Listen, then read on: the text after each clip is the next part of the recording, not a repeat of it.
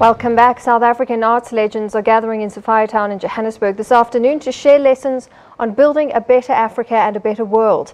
This as part of commemorations for Africa Week leading up to Africa Day, which is this Friday, the 25th of May.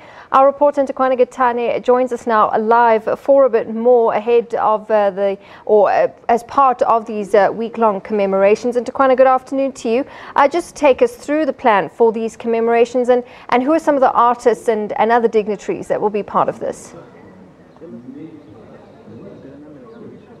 Well, good afternoon, Natasha. We are at the Trevor Huddleston Memorial Center here in Sophiatown. Now, you will know that the name Trevor Huddleston already speaks for itself. This is a man whom Nelson Mandela said did the most for South Africa. Now, we're here because the Department of Arts and Culture has brought together living legends. Now, the Living Legends Legacy Project is a project started by the department to honor these legends when they are alive. Now, the Minister of Arts and Culture, Nthakoana, has already spoken to welcome the guests here, and he said that it is sad that we are losing many of these people who have done so much for the country before we can honor them and tell them thank you before they pass on. And he says that as the department, they're therefore fast-tracking the process, and they have started a fund to ensure that they don't die paupers. And this fund is chaired by Welcome Msomi, who's here today, but it is deputy chaired by Letambulu. But those who are here today, Natasha, are Don Matera. He is a poet and writer who grew up in Sophiatown, by the way, before this place was evacuated of blacks and coloreds. And also we have Dorothy Masuku, who is a singer-songwriter born in Zimbabwe, but she came to Johannesburg to realize her dream of singing. But she also participated in the struggle. We also have Abigail Kubeka, who spoke heartily about her journey through music, saying that she was born to sing and saying that young people should honor their talents. Peter Magubani was supposed to be here, but we understand that he is not well, so he was unable to attend this event. Stompie Manana has already spoken. But also we have Jonas Gwangwa. These are just some of the legends who are honored by this project. And throughout this week, we know that there will be other activities. But on Friday, we know that we will also have the Thabo Mbeki lecture that will be delivered by former Deputy President Phumzile Mlambo-Ngcuka, who is also the Executive Director of UN Women. And she says that in her message, she's hoping to shed light on the role that South Africa can play in that Security Council to ensure that the strife of women through conflict is ended, but also that the opportunities that women should be realizing economically are realized. Natasha?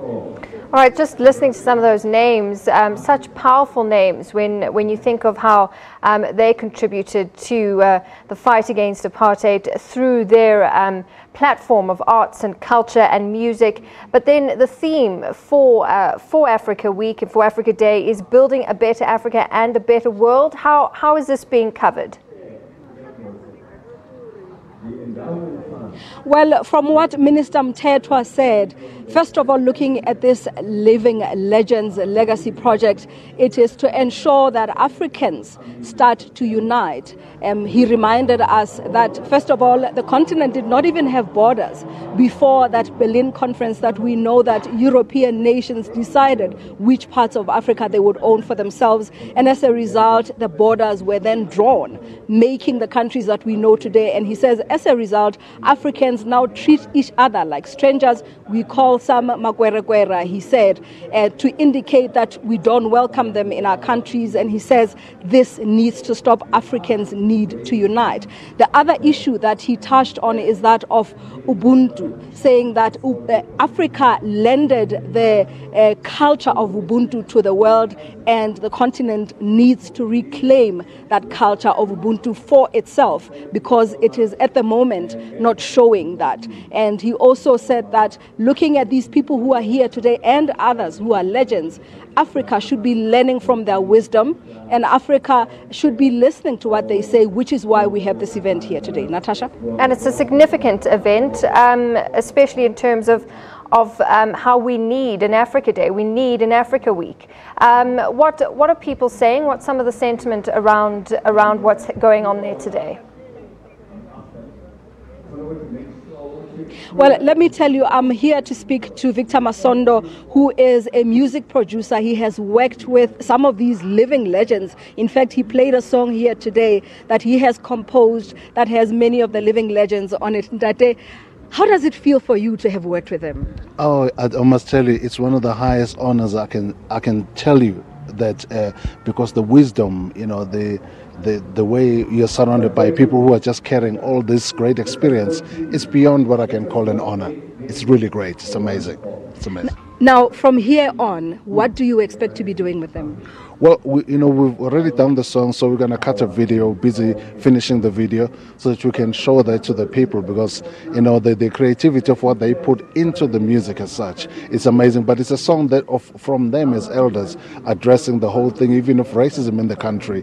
And for them, even the first thing that came, like Elder Don Matera, when he said, you know, we must remember the words of our own Sobugwe, who said, you know, there's only one race, the human race. So getting to really conscientize us as people in knowing that our true value comes from us recognizing the humanity part of us that makes us stronger beyond racial divide and things we put in as people.